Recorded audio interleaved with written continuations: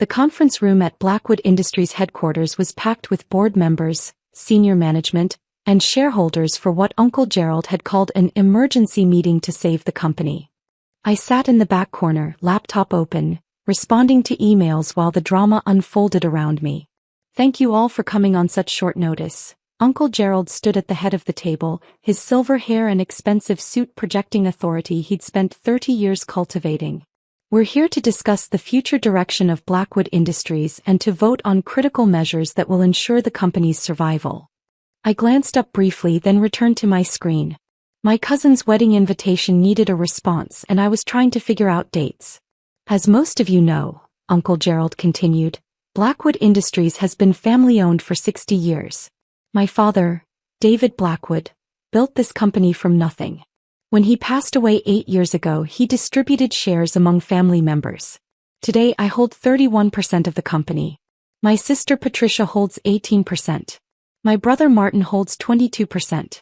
Combined with shares held by cousins and extended family, we represent the true legacy of this company."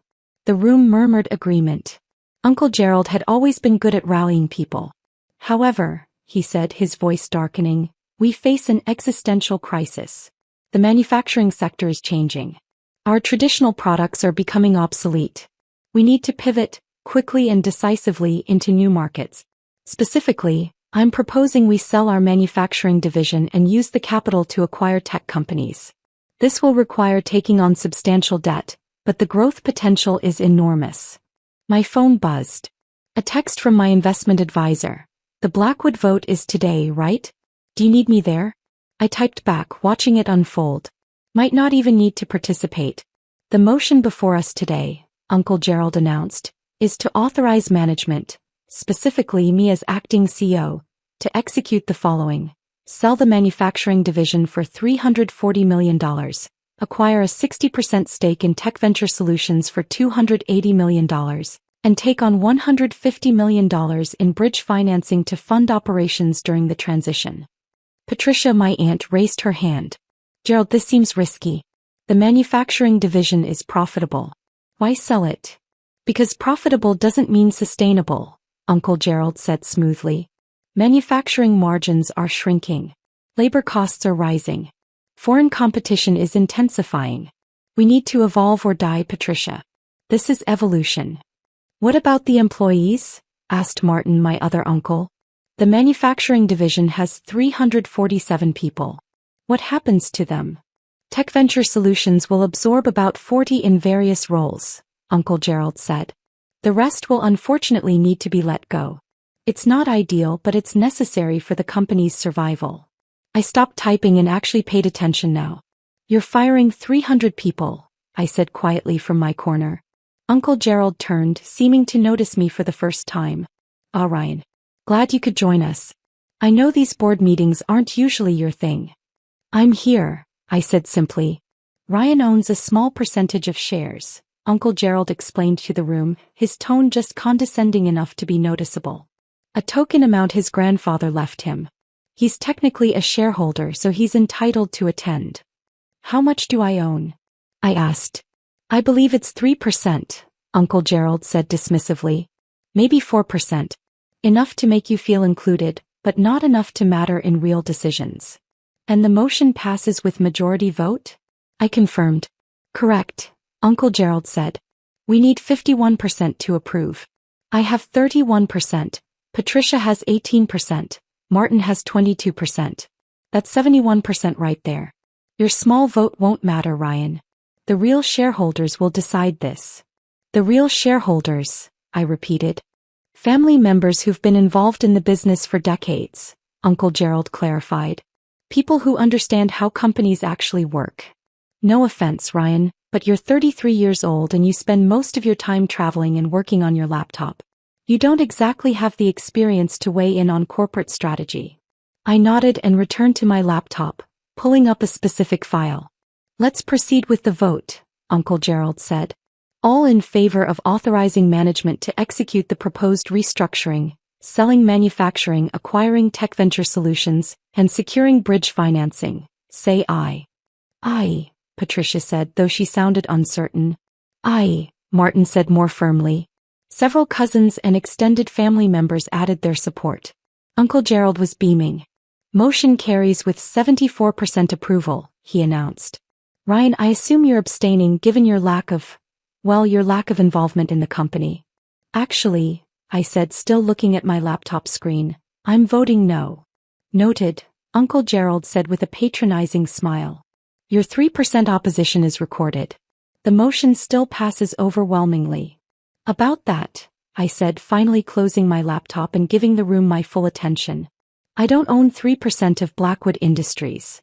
"For percent then," Uncle Gerald waved dismissively. "Either way, it's inconsequential." "I own 91%, I said clearly. The room went silent. "That's absurd," Uncle Gerald said.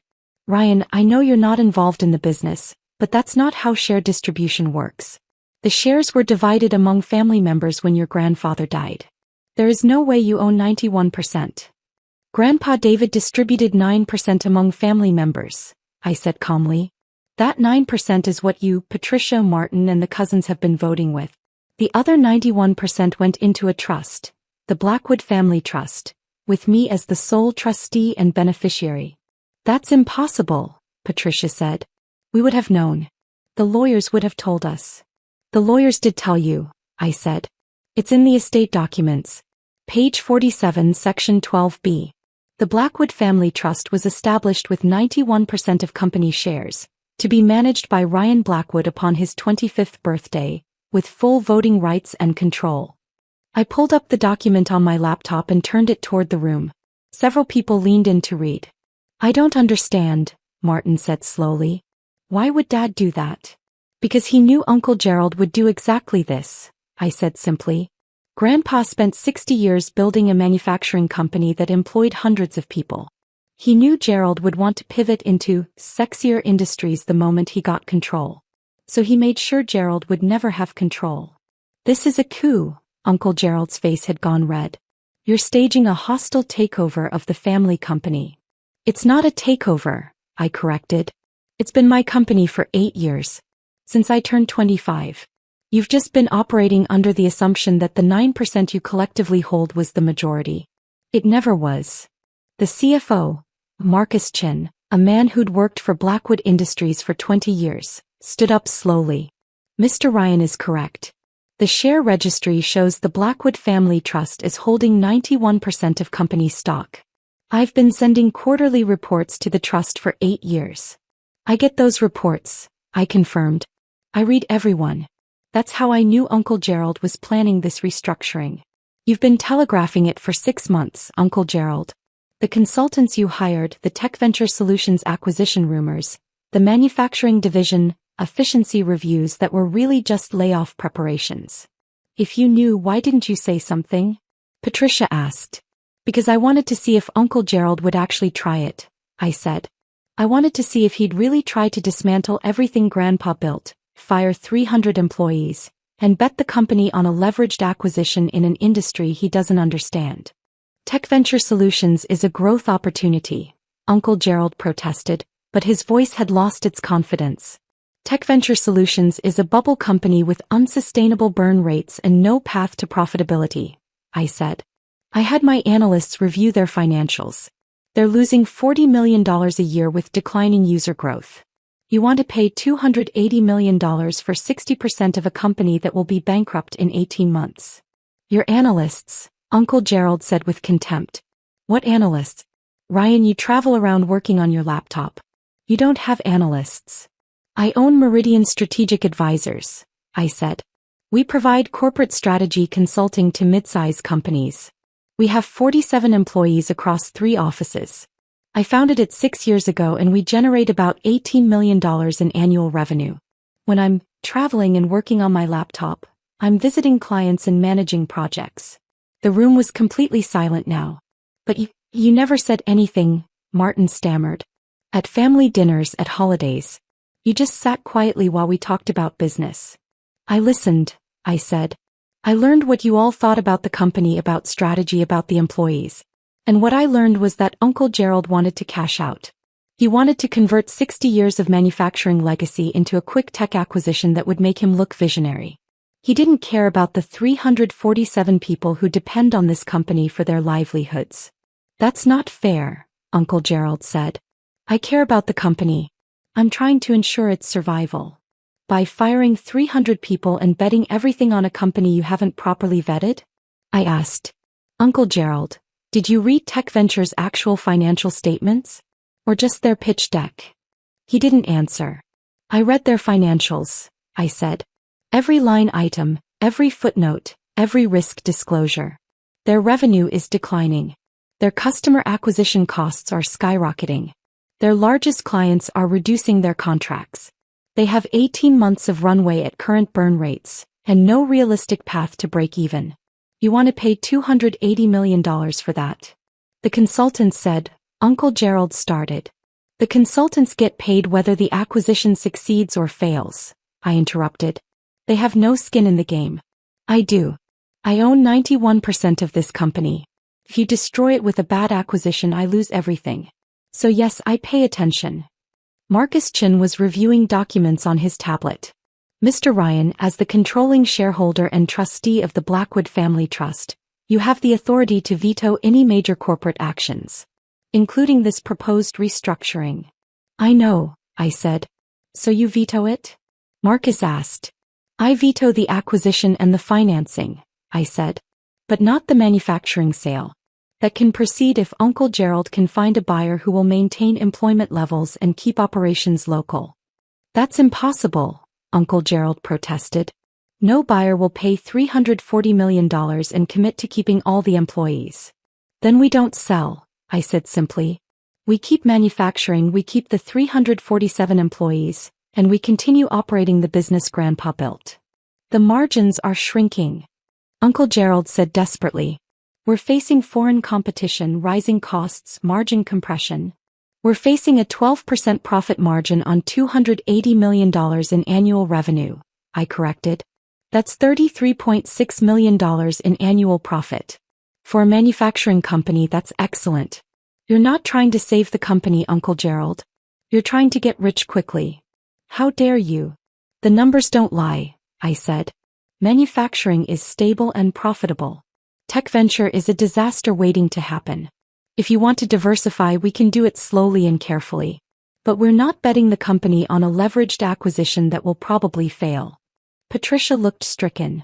Ryan, I voted for Gerald's plan. I didn't know. I'm so sorry. You voted for it because you trusted him, I said. That's natural.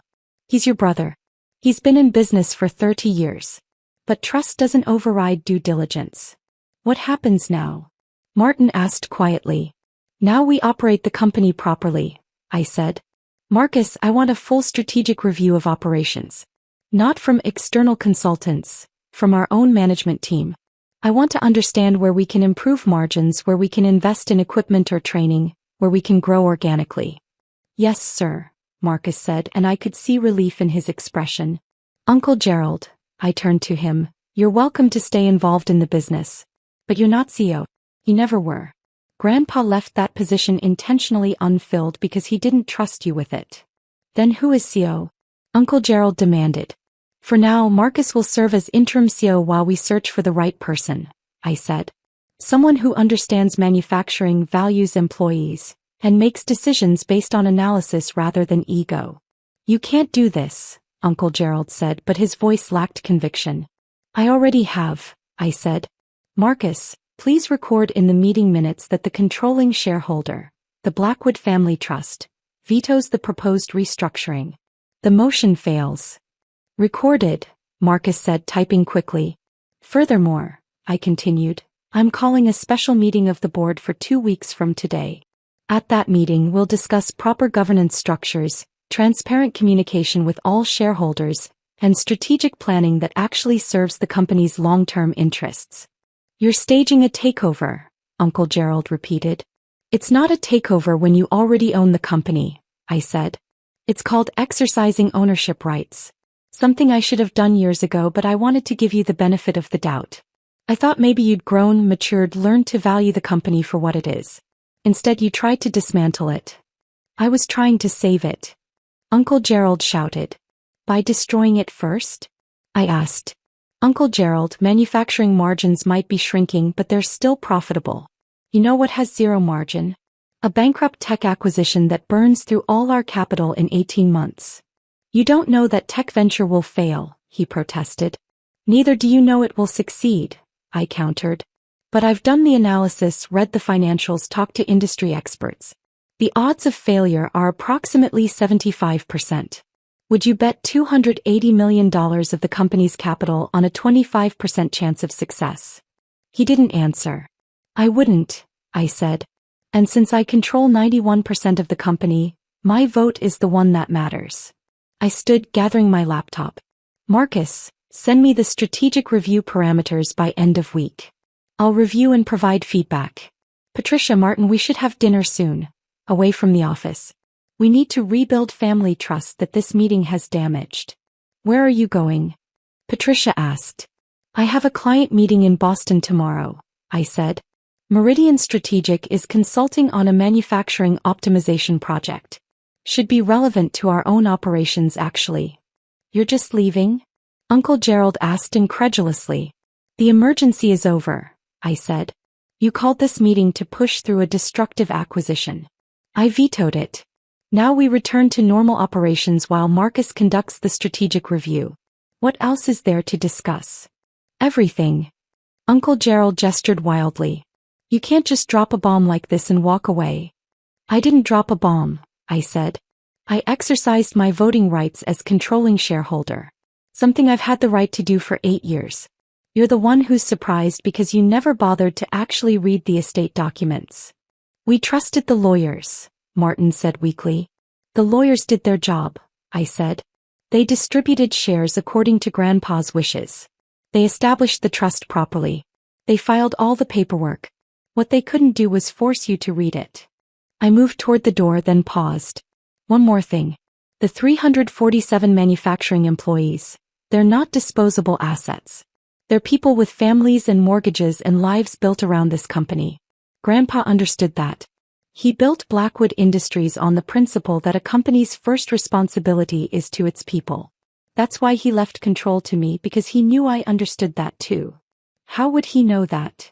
Uncle Gerald challenged. You were 25 when he died. Barely out of college.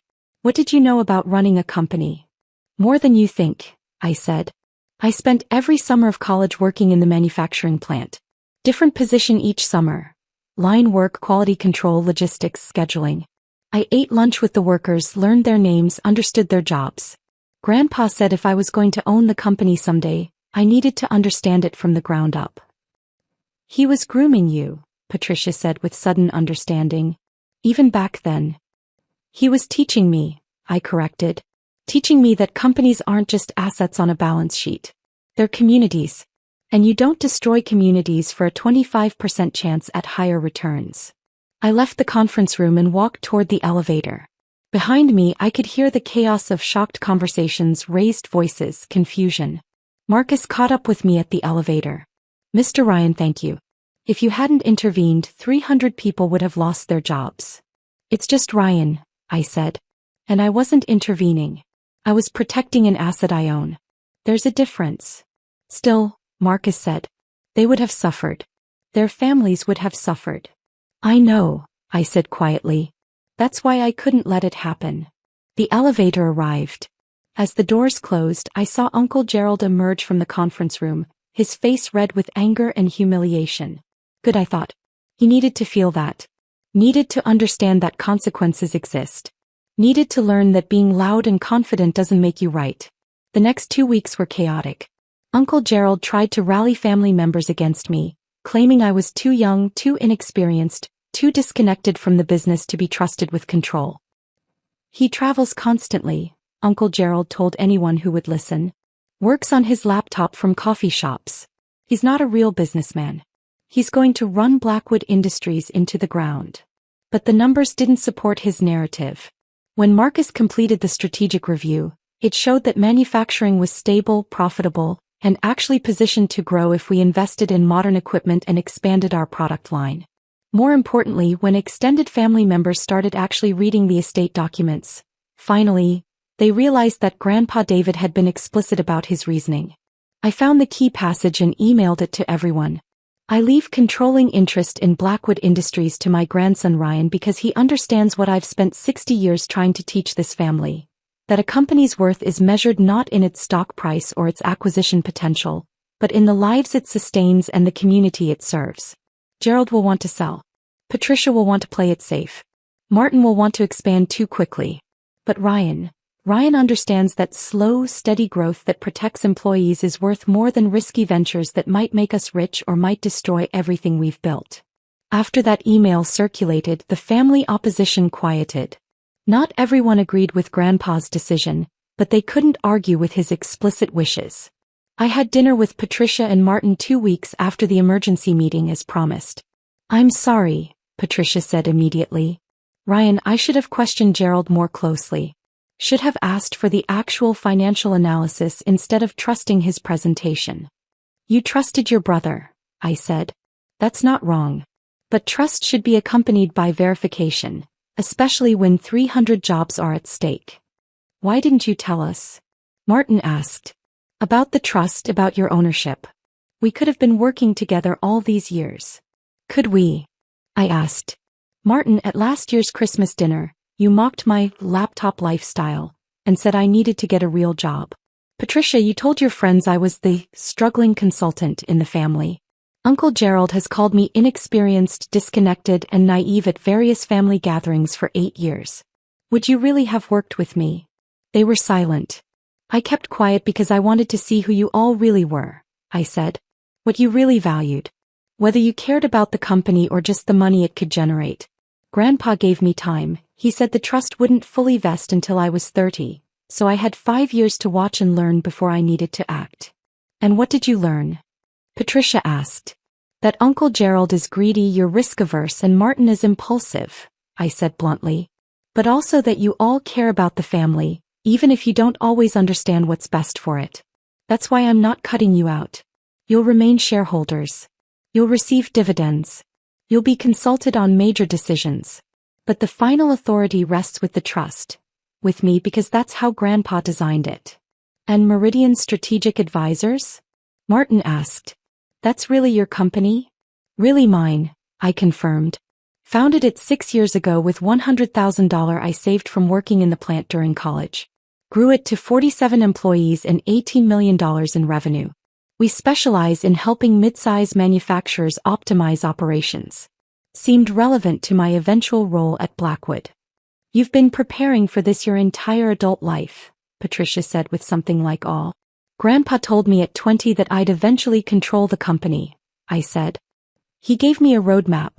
Work in the plant to understand operations, start my own business to understand entrepreneurship, build expertise in manufacturing optimization to understand the industry. I followed the roadmap." "What about Uncle Gerald?" Martin asked. "What happens to him?"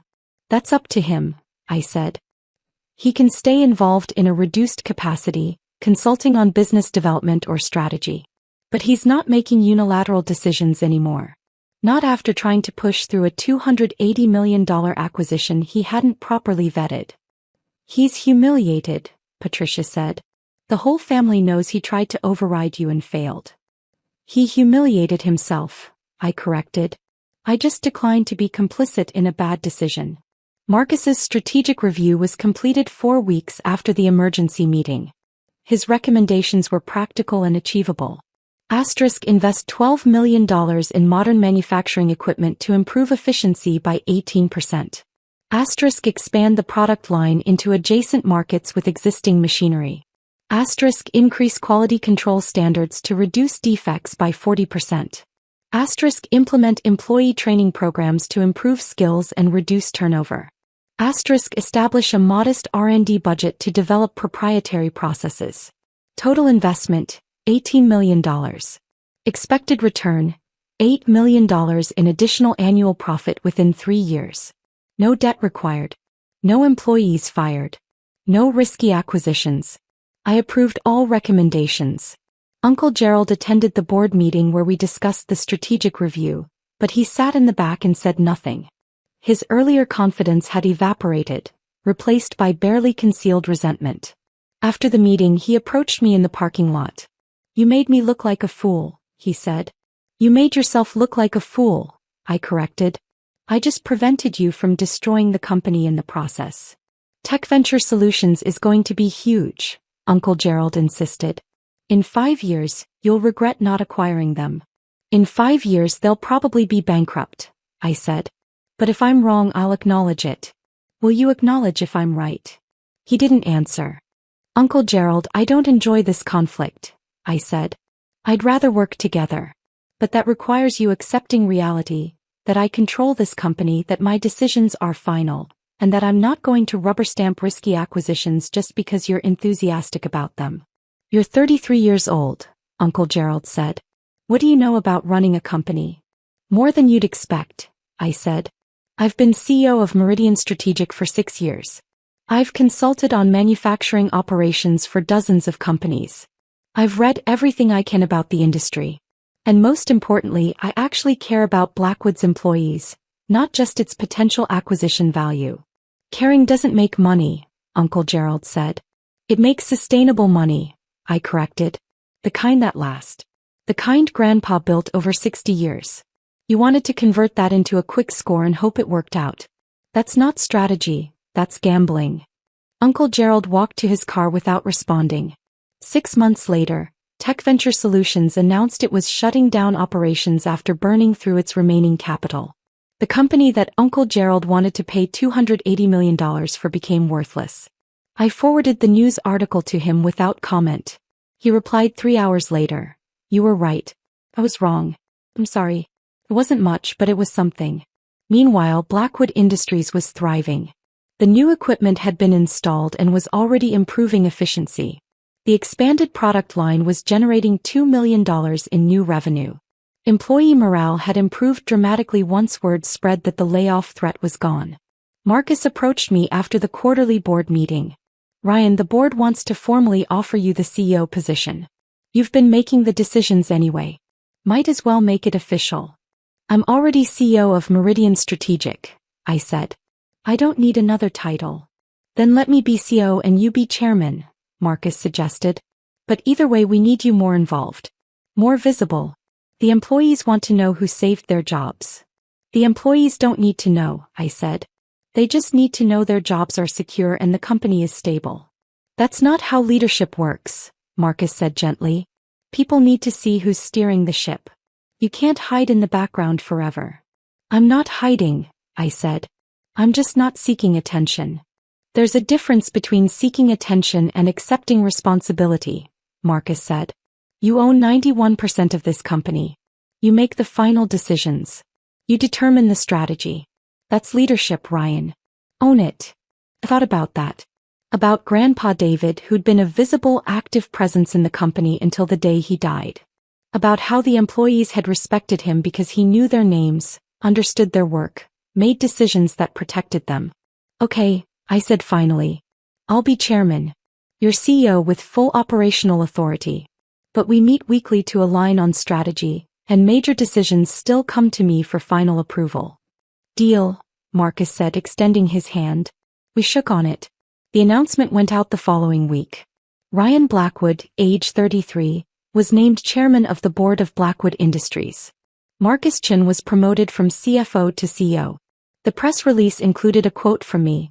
Blackwood Industries has been family-owned for 60 years because we value stability over flash, employees over equity, and sustainable growth over risky ventures. That tradition continues. Uncle Gerald saw the press release and called me. Chairman at 33, he said. Must feel good. It feels like responsibility, I said. Which is less fun than you'd think. I've been thinking about what you said, Uncle Gerald continued. About caring about employees, about sustainable growth. I thought you were just being naive. Turns out you were right and I was wrong. We were both right, I said. You were right that the company needs to evolve. I was right about how to evolve responsibly. Maybe we can combine those insights going forward. You'd still work with me?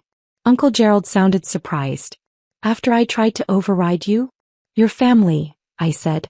And despite your flaws, you have good instincts about market opportunities. You just need someone to reality check your enthusiasm. That's what the board is for. I appreciate that, Uncle Gerald said quietly. And Ryan, your grandfather chose well. You're exactly the kind of leader this company needs. Thanks, Uncle Gerald, I said. That means a lot. 2 years later, Blackwood Industries was stronger than ever. Revenue had grown to $312 million. Profit margins had increased to 15%. Employee retention was at 94%, one of the highest in the industry. Uncle Gerald had found his niche in business development, where his enthusiasm and connections were valuable but his decisions were checked by analysis and oversight. Patricia had taken an active role in human resources, where her cautious nature and desire to protect people served the company well. Martin had become head of R&D, where his impulsiveness translated into creative problem-solving. And I split my time between Meridian Strategic and Blackwood Industries, using lessons from one to inform the other. At the annual family dinner, Uncle Gerald raised his glass. To Ryan, who had the wisdom to see what the rest of us missed. And to David Blackwood, who knew his grandson would grow into the leader this company needed. To Grandpa David, I said, raising my own glass. Who taught me that real success isn't measured in acquisition deals or stock prices. It's measured in stable jobs, strong communities, and companies that last. We drank to that. And I thought about how close it had come. How close Uncle Gerald had come to destroying 60 years of legacy with one bad acquisition. How a 3% vote had turned into a 91% veto. How assumptions about the traveling laptop kid had nearly cost 300 people their jobs. How careful, patient preparation had made all the difference. Grandpa David had been right. The small vote did matter. It mattered because it wasn't actually small. It was just quiet. And sometimes quiet power is the most effective kind. The kind that waits, watches, and acts at precisely the right moment. The kind that saves companies instead of destroying them. The kind that protects 347 families from a bad decision made by people who should have known better. Uncle Gerald had learned that lesson the hard way. But he'd learned it. And that was worth something.